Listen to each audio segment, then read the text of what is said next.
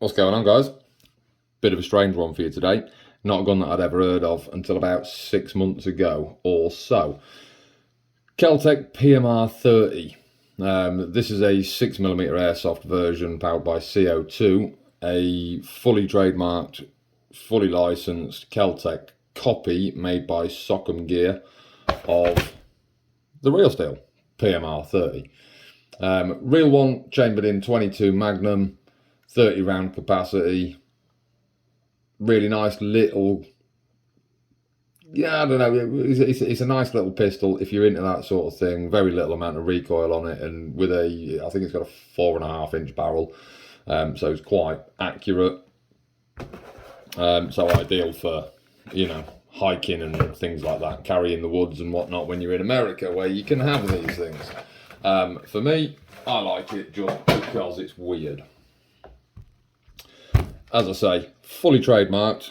You've got the, let's try and get it into view there. You've got the fully trademarked KELTEC CNC Inc. Cocoa, Florida, USA. Other side, PMR-30 and a serial code.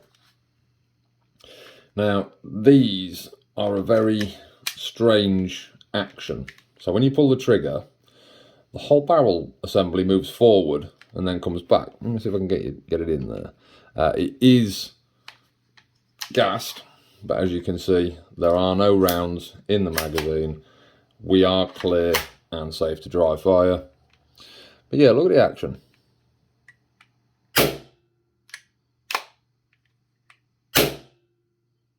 What a weird little thing.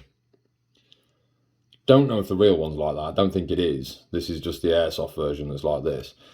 So in real life, this takes 30 rounds. And this one takes, I think, 22. Yeah, fully trademarked. The bolts that are on display on this one, that's not just because it's a replica. The real one is built in the same exact way. So it does have exposed bolts and what have you for you to, take it down, take it apart. The lower is two halves that are bolted together, effectively. Top slide is completely polymer, but it is optics cut. Not the airsoft version is not, I don't believe. I've never tried to take the top off there, but they do very much look like they are part of the top slide. Very weird little gun. It's got a very, very comparable trigger pull to the original, to the genuine, to the real steel. That's stated as 3.5 to 4 pound trigger pull. This one is very similar, to be fair. But it's very mushy. There's no discernible wall. So, for instance, my Glock 17. This one's the GHK steel version.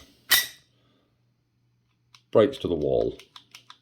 There is a wall, then it breaks. Reset, break. The KELTEC, on the other hand, is just one long mushy trigger pull, and it snaps. It breaks right at the very bottom. There's the reset, hell of a long reset on it. And then mush all the way through. It's not something I'd want to use on a game day. I wouldn't want to take it airsoft in. I wouldn't want to really shoot it unless I had to. Like, as I say, in America, if you was out hiking, you wanted something lightweight with a high capacity, it would be perfect. 30 rounds in the mag, doesn't weigh a great deal. In fact, I think the weight is, I'm looking at it here, the real life one, unloaded weight is 14 ounces or 400 grams roughly. This one's about the same, to be fair. I have weighed it. I think it was about 402, something like that. So it's a very, very, very comparable weight. Trigger pull, I would say, is around the same as well, about 4 pound. The Glock, that's a 4 pound trigger pull, or just over 4 pound on that particular one. Very comparable to that. Really nice little gun. a really weird little gun. Nice for the collection, nice as a collector's piece. As I say, don't see them in this country very often. I've never seen one. To be honest with you, I didn't even know they existed until a friend of mine offered to sell me this one, and it piqued my interest. It's certainly a strange little thing. I quite like it. Very quirky. What do you think to it? Let me know in the comments below. Cheers for watching, dudes. Ciao for now.